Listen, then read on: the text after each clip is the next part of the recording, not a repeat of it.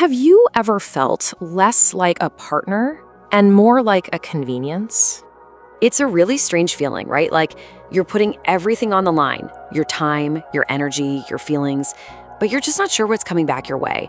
And, in today's dating world, things can get so, murky. It's tough to know where you actually stand. All right, before we jump in, if you find these kinds of breakdowns helpful, do me a quick favor and hit that subscribe button and ring the bell. It really helps us out, and make sure you don't miss what's coming next.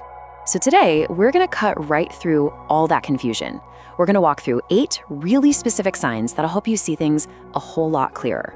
We're talking about everything from how they text you to the whole "what are we" conversation, to money, and most importantly, how this whole thing is actually making you feel. All right, let's get right into it. Sign number 1, and it really all starts with how and when they get in touch with you. Trust me, the timing says a lot. So I want you to be really honest with yourself for a second. When their name pops up on your phone, what's that first feeling you get? Is it that little jolt of excitement? Or is it something else? Kind of like a sinking feeling in your stomach, wondering, okay, what do they need now? And this is where the imbalance just becomes so obvious, right? They reach out when they need something from you. A ride, some cash, a last-minute plan. But what happens when you reach out? When you've had a great day and want to share it, or when you're struggling and need to talk? If all you get back is crickets or just a quick one-word reply, well, that's a pretty big sign that you're just a supporting character in their movie, not the co-lead. And that leads us perfectly into sign number 2. Oh, this is a classic, you guys. It's the person who wants all the benefits of a relationship without any of the actual commitment. I mean, look at the exchange. They get the emotional support, the physical side of things, the comfort of knowing you're always there for them. And what do you get?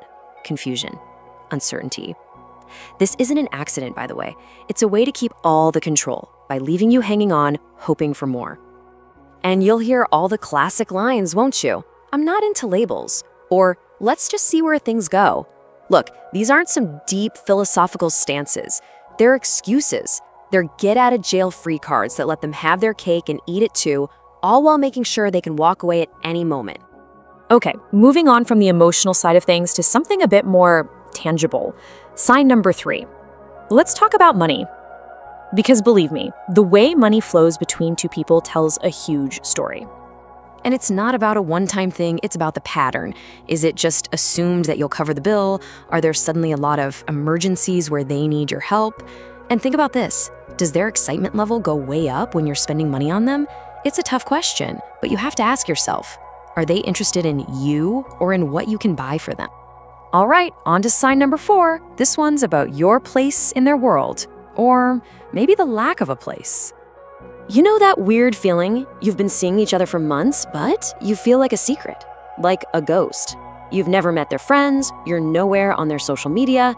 There's a name for this. It's called pocketing, and it's a conscious decision.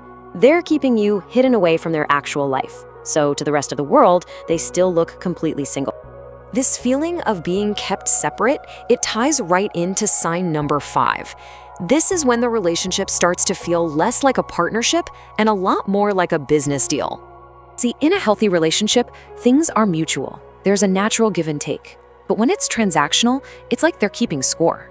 They'll do one tiny favor for you and then bring it up later when they want something 10 times bigger. It leaves you feeling like you're constantly trying to pay back a debt you never even agreed to. Okay, sign number 6. And this one really gets to the core of it all. It's about whether they're interested in who you are as a person or just in what you provide. Just take a second and think about your conversations. Are they conversations or are they monologues? Where they just vent for hours about their job, their drama, their problems. You become their sounding board, their emotional dumping ground.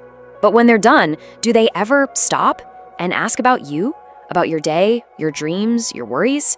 If the answer is no, then they're not looking for a partner. They're just looking for an audience. All right, this next one, sign number 7, is huge. This is the ultimate litmus test, really. It's not about what happens when you say yes. It's about what happens when you say no. And you have to watch this very, very closely. Let's say you set a totally normal, healthy boundary. Like, hey, I can't lend you any more money right now. Someone who respects you will say, okay, I understand.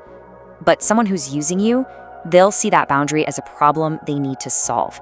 They might get mad or try to make you feel guilty, or they might suddenly get super sweet and loving. That's called love bombing. It's all just a tactic to get you to back down. And that brings us to our last sign, sign number 8. And honestly, it might be the most important one of all. We've gone through all the logic, so now it's time to check in with your gut. Simply, how does this person make you feel? Just think about it. After you spend time with them, do you feel good? Do you feel energized, happy, supported? Or do you walk away feeling anxious, a little empty, exhausted? Your body often knows the truth long before your brain wants to accept it. You have to learn to trust that feeling. I love this way of putting it. If you feel like a vending machine, where they only come over and push your buttons when they want something and then ignore you the rest of the time, then it's probably time to unplug yourself from the wall. And let's wrap up with this. This is so important. Your value as a person has nothing to do with what you can do for someone else. You deserve to be in a relationship where you are valued just for being you, period. So, I'm curious, did any of these signs hit close to home for you? If you feel comfortable, share your story down in the comments. You never know who might read it and have that aha moment they've been needing. And of course, if this was helpful, please make sure you're subscribed so you don't miss the next one. Thanks so much for being here.